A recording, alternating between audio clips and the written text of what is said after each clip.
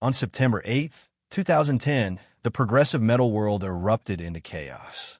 Mike Portnoy, Dream Theater's co-founder, drummer, and beating heart, dropped a bombshell on social media. "I am leaving Dream Theater." Fans gasped. Forums melted down. Bandmates were blindsided. How could the man who defined Dream Theater's sound for 25 years walk away? Theories exploded like cymbal crashes. Was it ego? Exhaustion? A secret feud?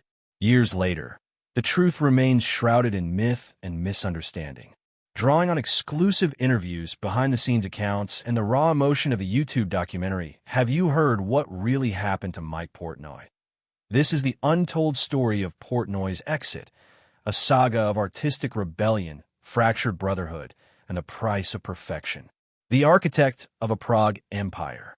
From garage drummer to Berkeley visionary.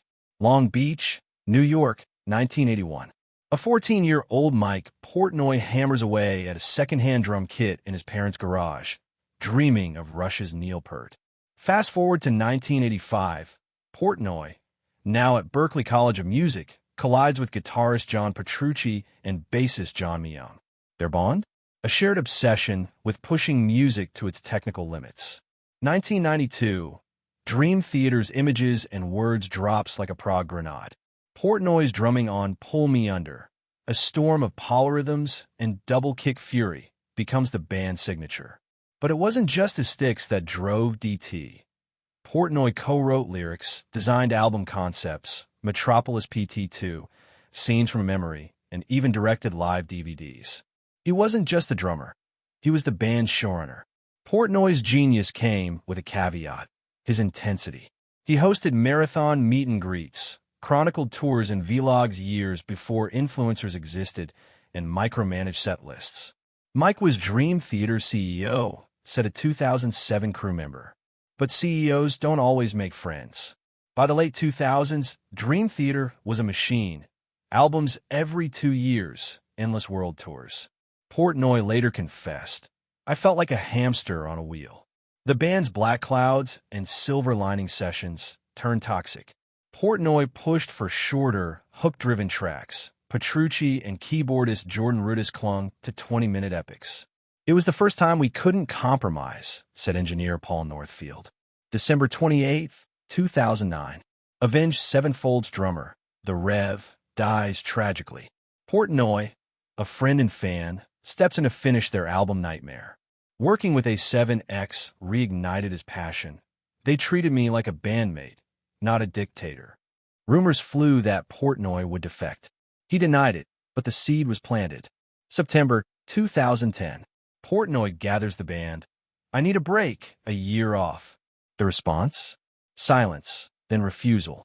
Drummer Mike Mangini later revealed they thought he'd back down. Instead, he quit by Facebook. Petrucci admitted in 2021, "We didn't take him seriously.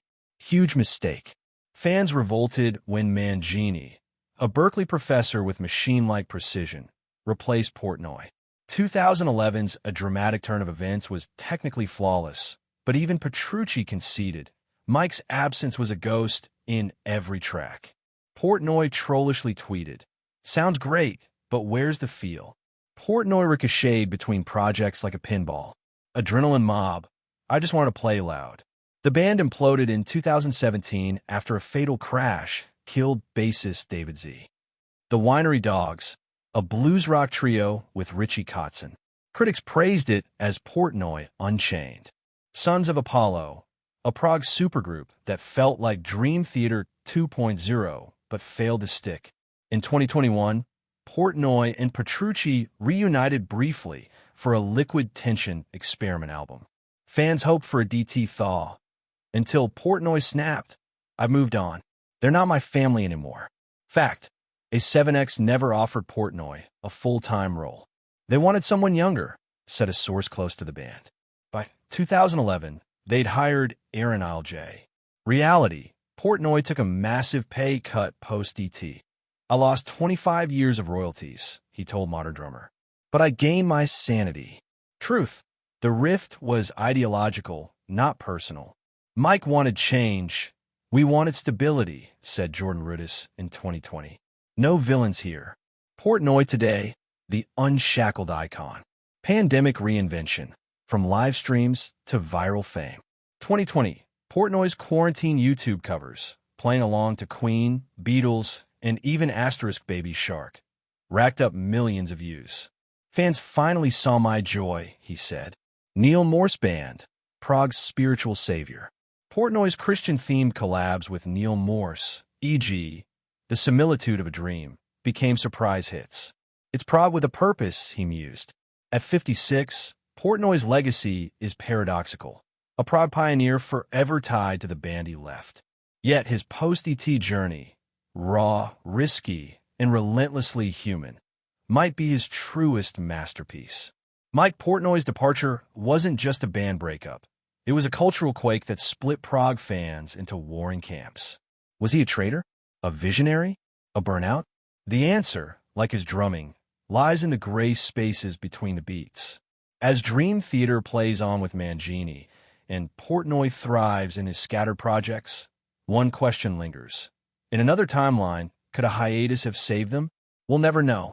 But as Portnoy once growled in the glass prison, "This is my life, my soul, my maze."